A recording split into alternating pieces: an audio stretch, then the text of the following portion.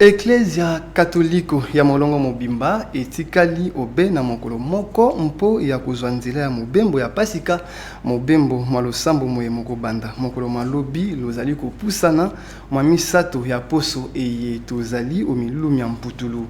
bongo awa bato mingi bakoyebaka malamu te etina ya eleko eye ebengami eleko ya charisme bapanzi sango babiso bakitaki oyoko Ecclesia Catholico Santo Filippo au commune ya Ngaliema po ya boluki bososolisi na mpo etali yango elongo na banganga nzambe bayeba kotambwisaka Ecclesia ena tolanda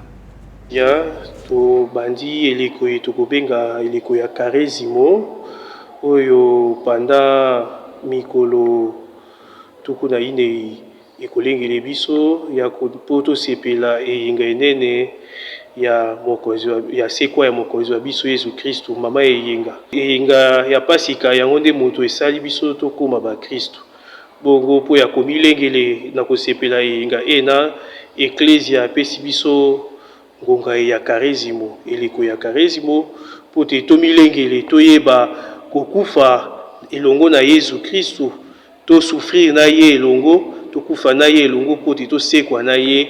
elongo to banda bomoi bwasika na pasika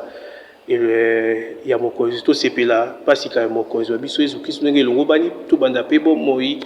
bwasika elongo na ye na Yesu Kristu oyo asekwi oyo akosekwa na pasika po ya biso bakatoliko ya molongo mobimba. Donc charisme pendant mikolo tokoinei to na losambo na bomipimi na koyeba kokabela bato kokanisa babola